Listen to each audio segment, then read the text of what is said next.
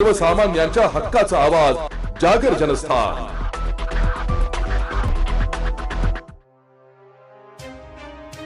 नाशिकच्या सिडको अंबड परिसरात तरस हा वन्य प्राणी दिसून आल्याने नागरिकांमध्ये भीतीचे वातावरण पसरले।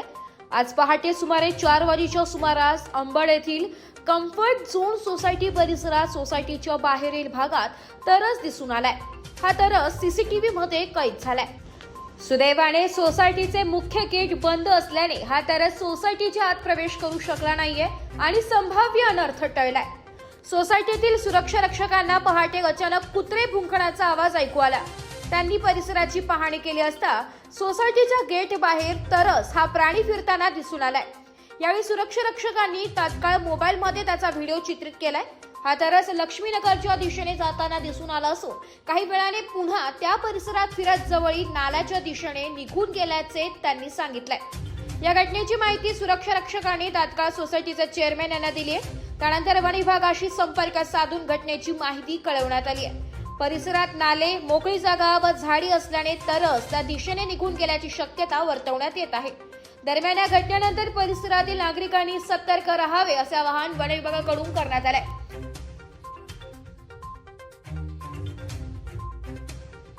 जागर जनस्थानसाठी प्रतिनिधी भूषण जैन, नाशिक।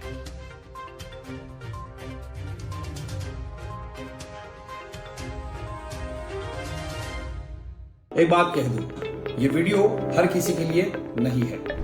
अगर आप सोचते हैं कि आप YouTube देखकर ट्रेडिंग सीख जाएंगे, तो ऑनेस्टली ये वीडियो आपके लिए नहीं है। ट्रेडिंग सिर्फ एक बाय सेल का गेम नहीं है। यहाँ पर चाहिए डिसिप्लिन, रियल नॉलेज और पेशेंस। आपको नॉलेज रील्स से नहीं, ट्रेनिंग से मिलता है और हम उन्हीं के लिए हैं जो ट्रेडिंग सीखना चाहते हैं। प्राइस, एक्शन इंडिकेटर और इमोशन कंट्रोल हम आपको सिखाना चाहते हैं। हमारी ट्रेनिंग शुरू होती है सिर्फ 5000 से। ऑफलाइन और ऑनलाइन दोनों ऑप्शंस में आप ट्रेडिंग सीख सकते हैं।